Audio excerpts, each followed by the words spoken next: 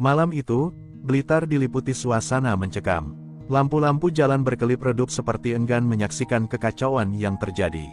Di tengah kota, tepatnya di kawasan Pasar Legi, terdengar suara bentakan dan tawa menghina.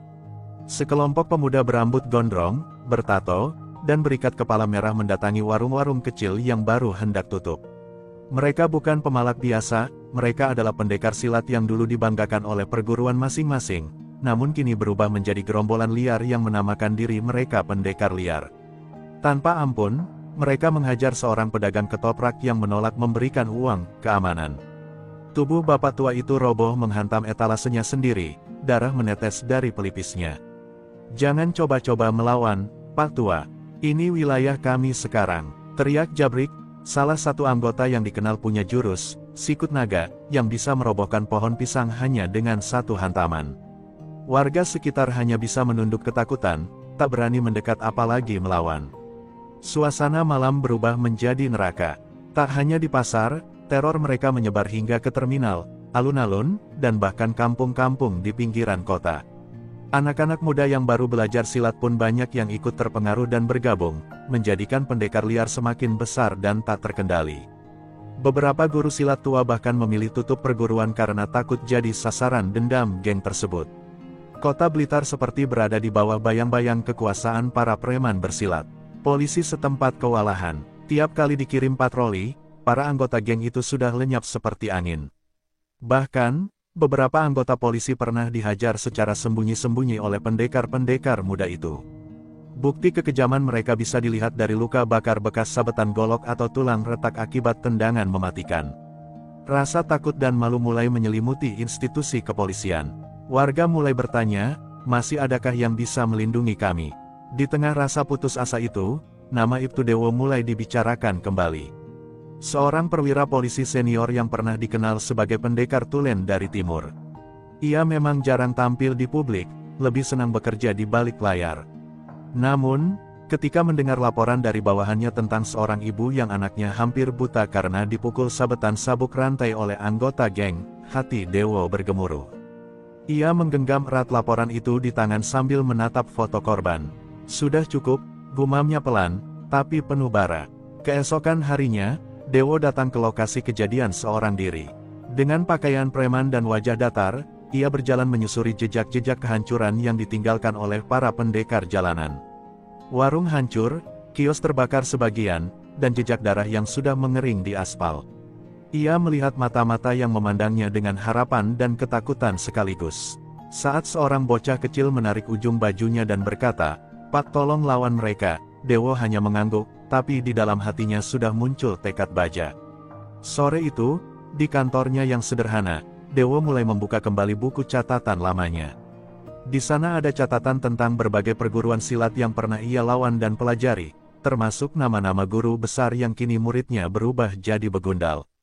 Ia tahu, untuk melawan para pendekar liar, bukan hanya kekuatan fisik yang dibutuhkan, tapi juga pemahaman atas silat mereka, asal-usulnya, pola jurus, dan kelemahan di balik keangkuhan mereka. Dan malam itu, saat langit Blitar mulai diguyur hujan ringan, Ibtu Dewo berdiri di depan cermin sambil mengenakan sabuk hitam yang sudah bertahun-tahun tak disentuhnya. Di matanya terpancar cahaya masa lalu, cahaya pendekar sejati. "Kalian kira Blitar ini tak punya pelindung?" bisiknya pelan. "Tunggu saja, Ibtu Dewo belum mati." Pagi harinya, Blitar diguyur hujan. Gerimis, udara dingin tak mampu menenangkan suasana hati Ibtu Dewo yang membara. Ia duduk di ruangannya dengan segelas kopi hitam yang nyaris tak tersentuh. Tumpukan laporan warga memenuhi mejanya, semuanya tentang teror pendekar liar, foto-foto luka, rekaman CCTV, hingga hasil visum korban. Salah satu berkas paling menyentuh adalah milik Bu Sumarni, seorang janda yang anak remajanya dipaksa bergabung oleh geng itu dan kini hilang entah kemana. Di pojok laporan itu, ada coretan tangan, "Tolong kembalikan anak saya, Pak Polisi." Suara ketukan pintu memecah keheningan. Seorang anggota polisi muda, Brigadir Wahyu, masuk dengan wajah penuh cemas.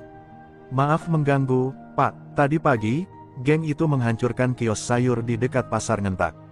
1 warga pingsan, 3 luka-luka, dan 1 ibu hamil keguguran karena trauma." Mata Wahyu memerah. "Kami tidak bisa apa-apa, Pak.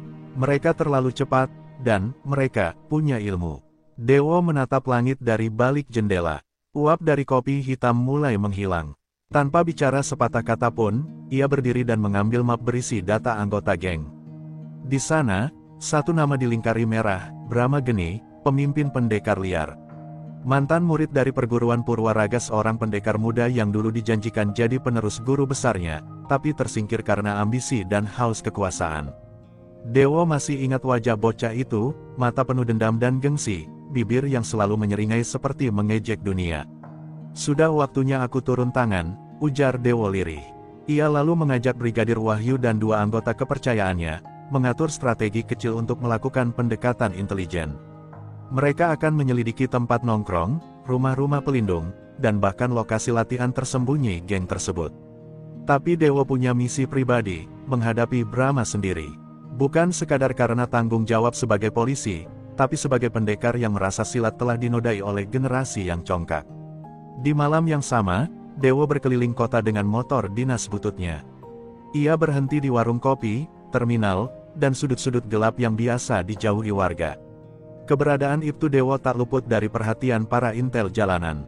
Salah satu mata-mata pendekar liar yang mengenal wajahnya segera melapor pada Brahma. Dewo itu pendekar tua, tapi katanya dulu pernah bikin guru kita gemetar. Hati-hati, Bang. Di markas tersembunyi mereka, sebuah rumah tua di tengah kebun bambu, Brahma hanya tertawa mendengar kabar itu.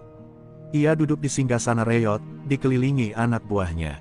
Pendekar tua, sudah saatnya kita robohkan satu lagi mitos lama. Kalau dia memang pendekar sejati, mari kita buat dia mencium tanah di depan murid-muridnya sendiri. Sementara itu, Dewo duduk sendirian di serambi rumah dinasnya, menatap langit malam. Hujan telah reda, menyisakan bau tanah yang segar dan angin dingin yang menembus tulang. Ia tahu, jalan yang akan ia tempuh bukan jalan mudah. Tapi ia juga tahu, jika ia membiarkan ini terus berlangsung, maka silat bukan lagi warisan luhur, melainkan senjata preman jalanan. Ia mengepalkan tangan, seolah bersumpah pada malam itu, bahwa keadilan akan turun bersama jurus-jurus tua yang belum terlupakan. Dan di pojok kota yang gelap, dua takdir mulai saling mendekat, pendekar sejati dan pendekar liar.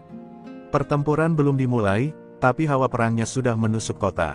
Blitar bersiap menonton pertarungan yang akan mengubah segalanya.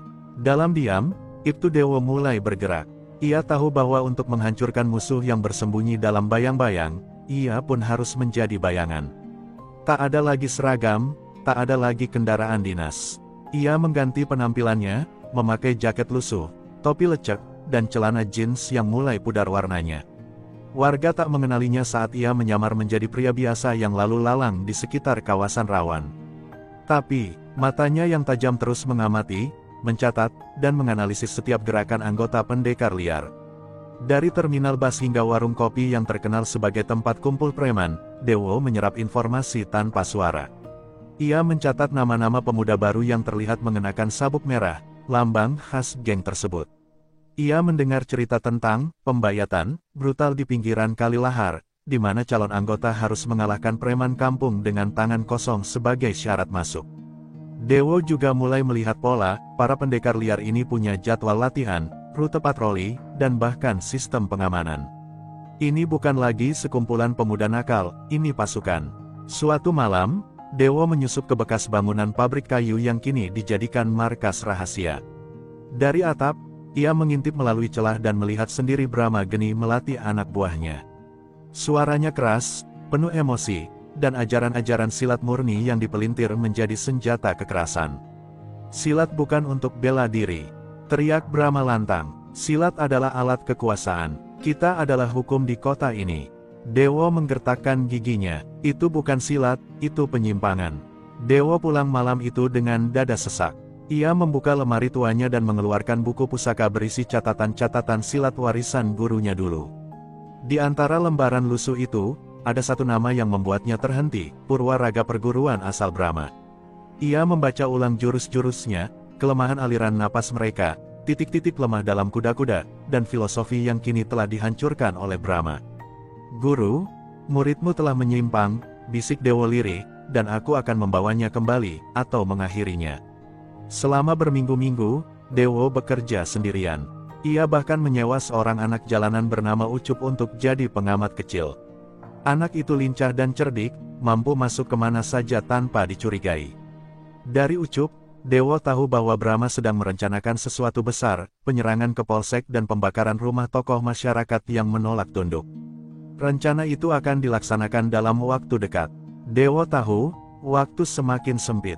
Ia pun mulai mengumpulkan tim kecil berisi orang-orang yang bisa ia percaya. Bukan sembarang polisi, tapi mereka yang pernah belajar silat pula, anggota-anggota lama yang dulu pernah bertempur di daerah konflik, kini terlupakan di balik meja dan tugas-tugas administratif. Ini bukan sekadar penegakan hukum, kata Dewo kepada mereka. Ini perang, tapi perang diam-diam. Kita harus tahu kapan melangkah, dan kapan menghantam. Dan pada malam ke-17 penyelidikannya, Dewo berdiri di bukit kecil di pinggir kota, memandang cahaya-cahaya Blitar dari kejauhan. Di balik keindahan itu, ia melihat luka yang terus menganga. Tapi ia juga tahu, sebentar lagi luka itu akan ditutup oleh keadilan yang mengalir dari tangan seorang pendekar sejati. Dalam sunyi malam, ia menggenggam batu kecil dan melemparkannya ke sungai, sembari berkata, gelombang akan datang. Brahma, bersiaplah. Pagi itu, kabar mengejutkan menyebar di seluruh Blitar seperti angin badai yang tak bisa dibendung. Sebuah surat tantangan tertempel di papan pengumuman pasar, di pagar Mapolsek, hingga di tiang listrik di dekat terminal. Tulisannya dengan tinta merah darah, huruf demi huruf ditulis dengan gaya silat klasik Jawa Timur. Isinya jelas, Brahma Geni menantang Ibtu Dewo untuk adu kesaktian. Jika tak datang, Blitar akan dibakar abis. Silat akan kami duduki, hukum akan kami injak. Warga gempar, pedagang pasar menggulung dagangan lebih cepat dari biasanya. Anak-anak dilarang keluar rumah. Orang tua mulai menyimpan bahan makanan, seolah perang akan benar-benar pecah. Ketakutan mengalir di setiap lorong kota, tapi di balik semua itu, ada seberkas harapan. Nama Ibtu Dewo kini kembali dibicarakan bukan hanya sebagai polisi, tapi sebagai pendekar terakhir yang bisa menahan kehancuran. Dewo sendiri menerima surat tantangan itu dari tangan Brigadir Wahyu. Wajah polisi muda itu pucat. Apa ini perang terbuka, Pak? Tanyanya gemetar. Dewo tidak langsung menjawab. Ia membuka surat itu perlahan, membaca setiap hurufnya dengan napas panjang. Lalu ia berdiri dan berjalan menuju halaman belakang kantor. Di sana, ia menggantungkan surat itu di batang bambu, dan mulai berlatih jurus tua, Lindu Wutah, jurus silat angin yang hanya diwariskan pada pendekar utama. Seluruh tubuhnya berputar dengan keluasan mengerikan. Keringat mengucur deras, tapi matanya dingin. Setiap gerakan seperti menyatu dengan alam, mengalir seperti air tapi menghantam seperti batu. Para anggota yang menyaksikan latihan itu hanya bisa tertegun. Mereka sadar, Ibtu Dewo bukan sembarang polisi. Ia adalah warisan hidup dari masa di mana silat masih dijunjung sebagai kehormatan, bukan alat kekerasan. Di markas pendekar liar, Brahma Geni tertawa keras saat anak buahnya melapor bahwa tantangannya telah diterima. Bagus, katanya. Akhirnya ia keluar dari persembunyiannya. Mari kita hancurkan legenda yang terlalu lama dipuja. Tapi di balik tawa itu, ada sedikit keraguan di mata Brahma. Ia tahu, Dewo bukan sembarangan lawan. Ia pernah mendengar cerita tentang pertempuran Dewo melawan 3 pendekar Madura dalam satu malam, dan menang tanpa luka. Tantangan resmi ini menjadi bahan pembicaraan seluruh kota. Bahkan media lokal mulai meliputnya secara tersirat, menyebutnya sebagai konflik budaya, antara pendekar tua dan generasi baru yang menyimpang. Dewo tahu, jika ia kalah, maka silat akan sepenuhnya berubah menjadi alat penindasan. Tapi jika ia menang, akan ada harapan untuk mengembalikan kehormatan yang hilang.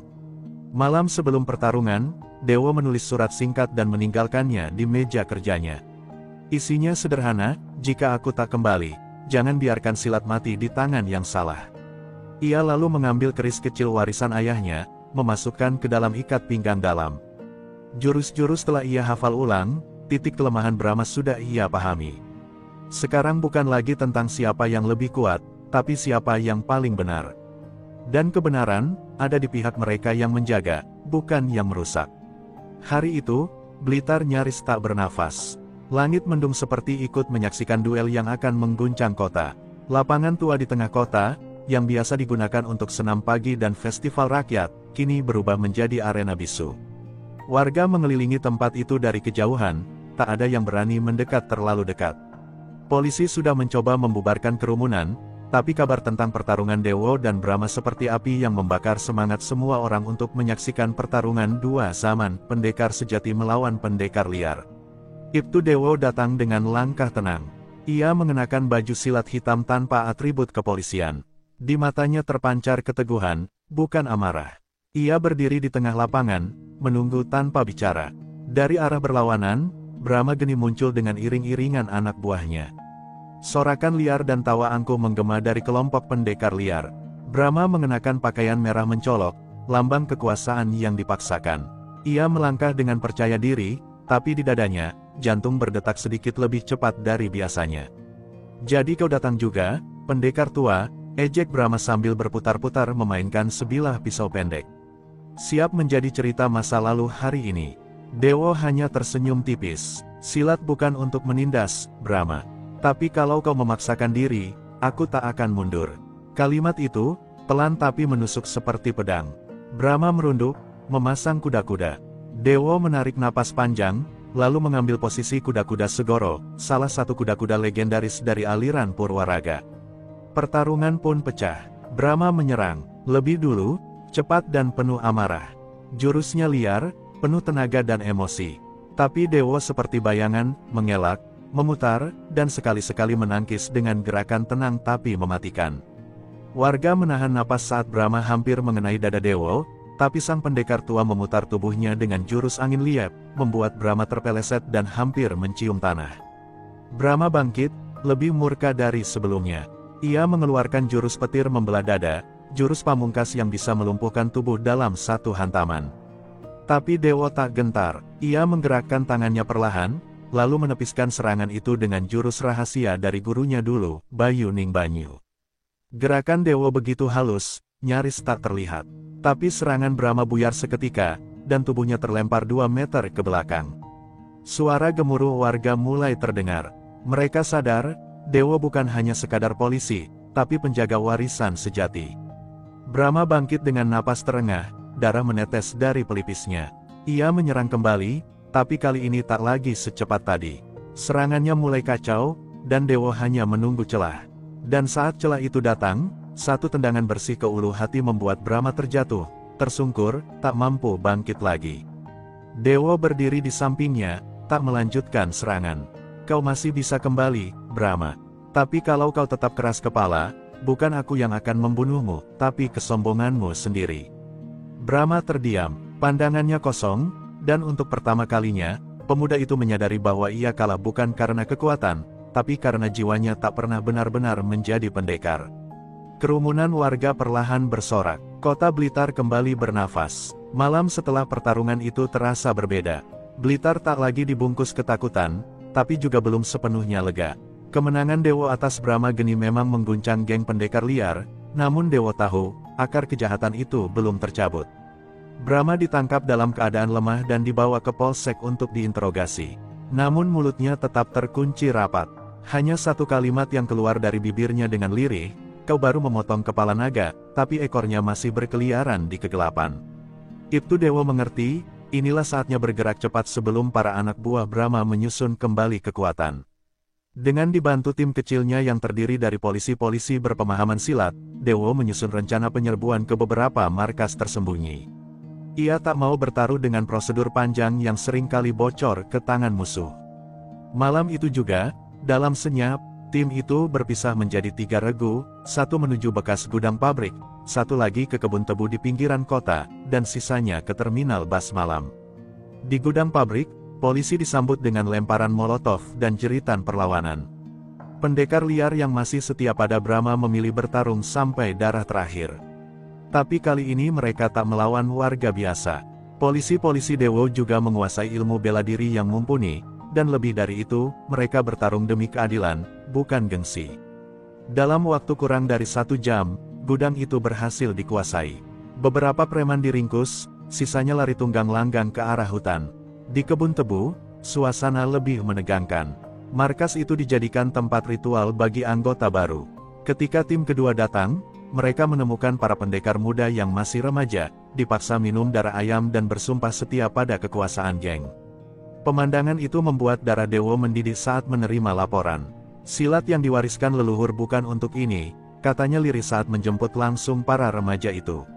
Mereka tak ditangkap, tapi dibawa ke rumah perlindungan dan diberi pilihan, belajar silat yang benar, atau menjalani pembinaan.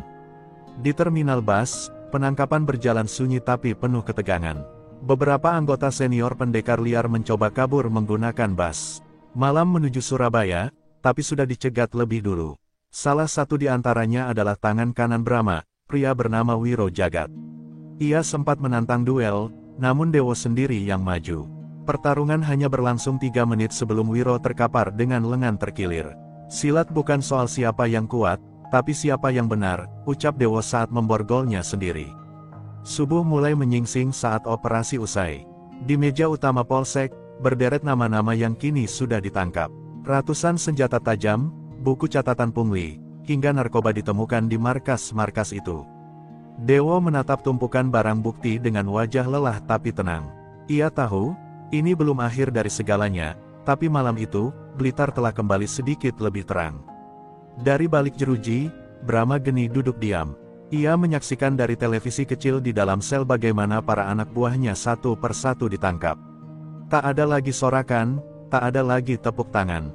Ia kini hanya pemuda yang kalah oleh prinsip, bukan kekuatan. Sementara itu, di luar sana, Ibtu Dewo menatap matahari pagi dan berucap dalam hati, satu luka telah dijahit. Kini saatnya menyembuhkan kota ini sepenuhnya. Ketika kabut pagi mulai menipis dan Blitar seolah kembali bernapas, Ibtu Dewo justru dilanda kegelisahan yang lebih dalam. Saat memeriksa dokumen hasil penyergapan di markas pendekar liar, ia menemukan sesuatu yang tak seharusnya ada, salinan surat perintah razia, jadwal patroli kepolisian, dan nama-nama polisi yang ikut dalam operasi. Dokumen-dokumen itu terlalu rinci untuk bisa ditemukan di tangan kelompok preman biasa.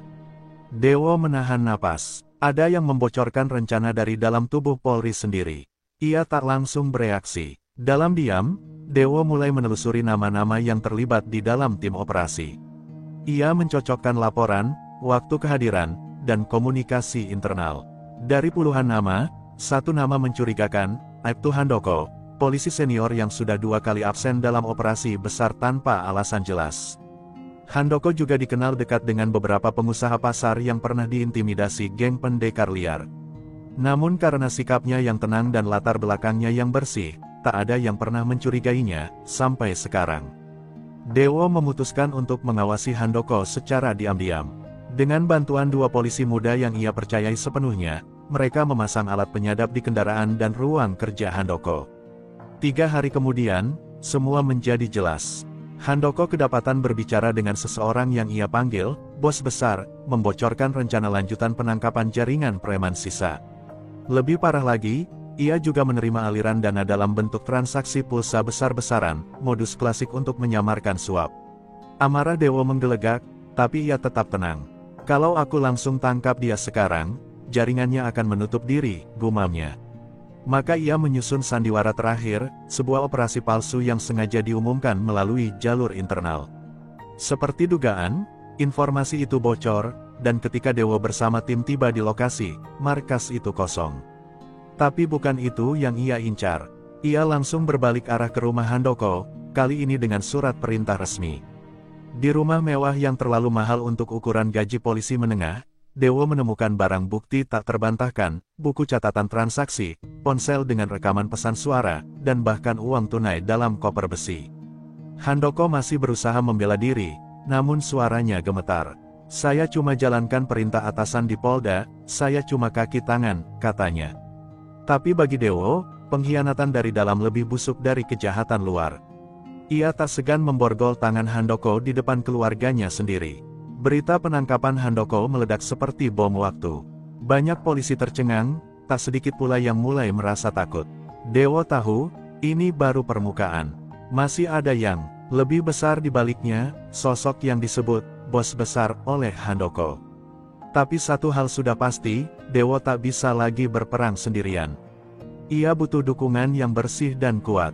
Malam itu, ia menghubungi seorang sahabat lama yang kini bertugas di Mabes Polri. Seseorang yang pernah diselamatkannya dari maut saat operasi di Papua dulu. Siapapun yang kau lawan, Wo, kata sahabatnya dari seberang telepon, aku ikut di belakangmu. Mata Dewo memerah, tapi wajahnya tetap tegas. Ia tahu, pertarungan berikutnya bukan lagi soal preman pasar, tapi tentang membersihkan tubuh kepolisian dari dalam. Dan itu, lebih berbahaya dari semua jurus silat yang pernah ia hadapi. Jakarta menyambut Dewo dengan wajah bising dan langit kelabu.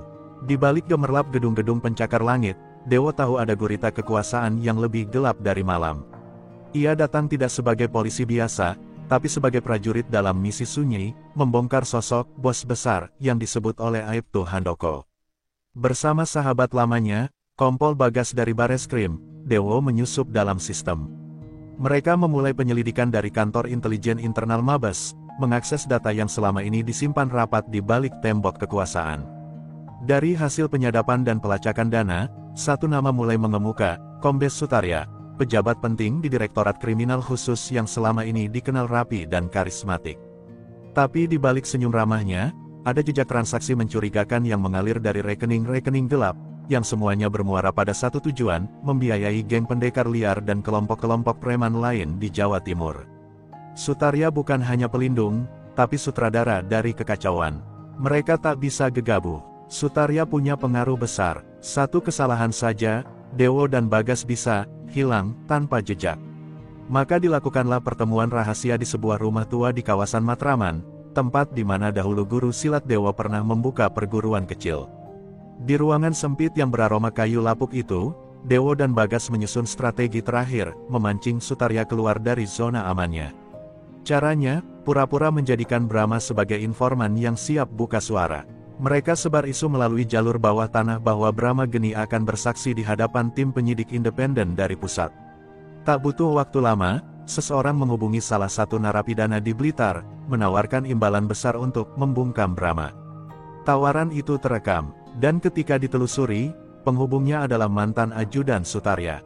Mata rantai mulai jelas. Dewo akhirnya punya cukup alasan untuk menggelar penyergapan, tapi ia ingin memastikan segalanya terekam dan tak bisa diputarbalikkan. Sebuah pertemuan diatur di salah satu hotel mewah di Jakarta. Sutarya datang tanpa tahu bahwa ruangan itu sudah dipasangi alat perekam. Ia membawa koper berisi uang dan seorang algojo. Dewo, yang menyamar sebagai perantara fiktif bernama Bayu, duduk menunggunya. Ketika Sutarya mengucapkan kalimat, "Buang dia sebelum buka mulut," semua berakhir. Polisi berpakaian preman menyergap masuk. Sutarya terperangah. Ia tahu, kali ini bukan skenario yang bisa ia kendalikan. Namun meski diborgol, ia tetap tersenyum. "Kalian pikir kalian sudah menang? Di belakangku masih banyak yang lebih besar. Kalian cuma potong ranting, akarnya di pusat kekuasaan," teriaknya saat digiring ke mobil tahanan. Dewo menatapnya tajam, tak berkata apa-apa. Tapi di dalam hatinya, ia tahu pertempuran belum selesai. Ia baru menyingkap tirai pertama dari panggung besar yang disebut sistem. Malam itu, Dewo berdiri di atap gedung tempat mereka mengatur penyergapan. Jakarta terlihat seperti lautan cahaya, tapi baginya, sebagian cahaya itu semu. Kompol Bagas berdiri di sampingnya dan bertanya, "Kau yakin mau lanjut? Ini bisa menyeretmu sampai ke level yang kau tak bayangkan." Dewo tersenyum tipis. "Selama silat masih mengalir di darahku, aku tak akan mundur." Dan malam pun menutup babak baru perjuangan sang pendekar berseragam. 3 hari setelah penangkapan Kombes Sutarya, suasana markas Polres Blitar berubah mencekam. Dewo kembali ke kantornya disambut tatapan tajam, bukan dari penjahat, tapi dari sebagian rekan satu seragam. Isu pengkhianat telah menyebar, dan sebagian anggota polisi mulai merasa gerah karena penyelidikan Dewo kini menyentuh orang atas. Telepon tak dikenal masuk silih berganti, pesan bernada ancaman mampir di ponselnya. Tapi Dewo hanya menatapnya dingin. "Kalau mereka datang, aku tak lari," gumamnya pelan. Namun serangan berikutnya tak datang dari luar. Pada malam yang sunyi, rumah orang tua Dewo di pinggiran Blitar dilempari batu oleh orang tak dikenal. Jendela pecah, ibunya yang tua terjatuh karena kaget, dan adik perempuannya ditemukan pingsan karena sesak napas akibat ledakan petasan rakitan yang dilempar ke halaman. Dewo langsung pulang malam itu juga, dan berdiri di halaman rumah yang kini berserakan kaca. Ia tahu, ini bukan peringatan, ini deklarasi perang. Keesokan paginya, Dewo menyuruh ibunya dan adiknya pindah ke rumah aman yang dijaga oleh Brimob. Ia kembali ke kantor, tapi kali ini dengan langkah berbeda. Ia mengumpulkan para polisi muda, mereka yang belum terkontaminasi sistem, dan membentuk tim kecil, tim bayangan, untuk menyelidiki siapa saja yang terlibat dalam upaya pembalasan ini. Tak bisa percaya pada struktur resmi, Dewo bergerak di bawah tanah, seperti pendekar yang bergerilya melawan kerajaan korup. Informasi mulai mengalir. Seorang sumber dari dalam tahanan mengaku bahwa geng preman sisa telah dipekerjakan kembali. Kali ini oleh kelompok baru yang tak terduga, sekelompok oknum TNI yang ternyata terlibat dalam jaringan bisnis gelap di perbatasan Blitar. Mereka tak senang Dewo mengguncang stabilitas usaha mereka. Dewo hanya mengangguk pelan. Musuhnya sekarang bukan hanya pengkhianat di tubuh Polri, tapi juga mereka yang berseragam loreng dan merasa tak tersentuh hukum. Pada suatu malam, saat Dewo pulang larut, mobil dinasnya ditembak 2 kali oleh motor tak dikenal. Untungnya Dewo menghindar cepat, dan peluru hanya menembus kaca belakang. Kali ini ia tak tinggal diam. Ia memerintahkan penutupan semua jalur informasi keluar, dan memulai operasi senyap dengan sandi. Operasi tombak malam sasarannya bukan lagi preman pasar, melainkan simpul-simpul kekuasaan bayangan yang mengendalikan semua ini. Dalam waktu 2 hari, 2 orang tentara gadungan berhasil ditangkap. Dari mereka, Dewo mendapatkan informasi mengejutkan. Mereka diperintah oleh seseorang dari kalangan tinggi di Mabes, dengan kode nama Garuda Hitam. Nama itu tidak ada dalam struktur resmi, tapi disebut-sebut sebagai pengendali jaringan bawah tanah dari Jakarta hingga Papua. Dewo menatap langit malam. Garuda Hitam, siapa kau sebenarnya? Bisiknya, penuh amarah. Tapi sebelum sempat bergerak lebih jauh, Bagas menelpon dengan suara panik. Dewo, hati-hati, ada yang bocor. Beberapa data penyamaran kita dihapus. Aku curiga pengkhianat itu belum tertangkap semua. Dewo menegang. Ia sadar, pertarungan ini kini bukan lagi tentang hukum, tapi tentang kelangsungan nyawa dan kebenaran. Mereka benar-benar sudah masuk ke perut naga. Malam itu, Dewo duduk sendiri di kantor gelapnya. Di atas meja, peta jaringan mulai ia tandai ulang. Wajah-wajah para pengkhianat, alur aliran dana, dan foto para pendekar yang dulu ia lawan, semua ia letakkan rapi. Tak ada tempat aman lagi. Tapi satu tekad tertulis besar di tengah papan, hukum harus hidup, atau aku mati bersamanya. Langit Jakarta siang itu gelap oleh mendung dan tekanan yang tak kasat mata.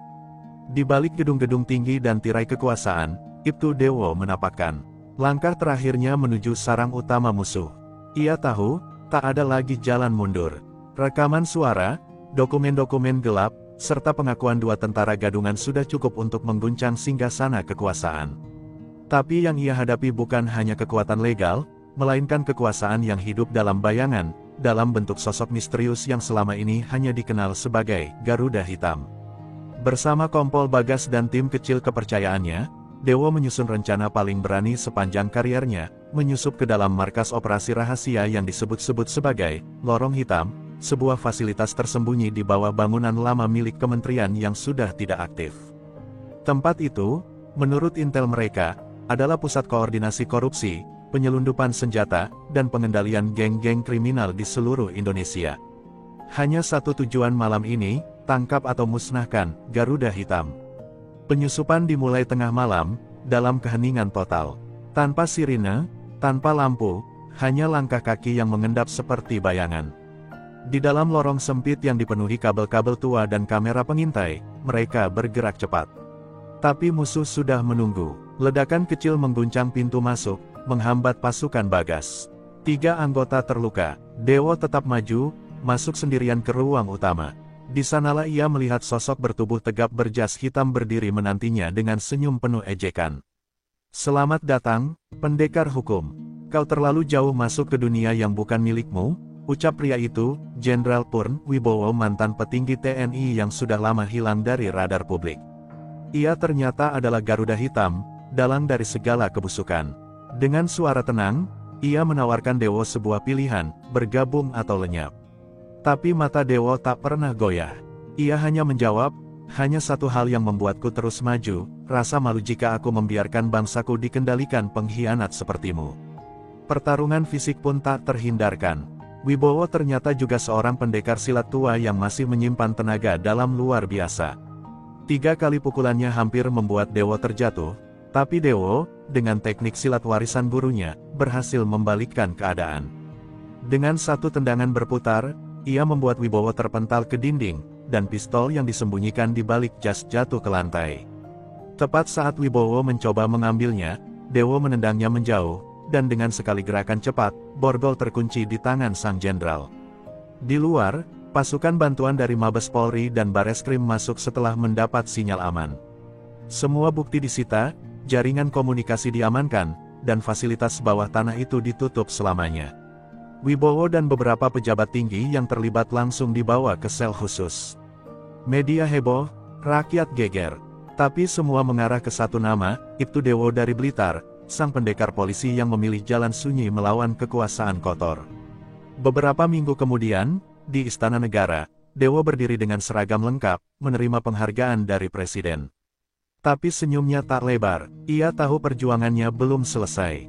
Masih banyak Garuda-Garuda hitam lain yang belum terungkap. Ia kembali ke Blitar dengan satu pesan kepada para polisi muda, kita tak butuh banyak bicara. Cukup satu hal, jadilah petarung dalam gelap, demi terang yang kita jaga. Dan di malam itu, ketika langit Blitar kembali tenang, Dewo berdiri di depan makam ayahnya, mantan pejuang kemerdekaan, sambil berbisik, Pak, satu pengkhianat sudah tumbang. Tapi perjuangan belum selesai, anakmu belum selesai bertugas.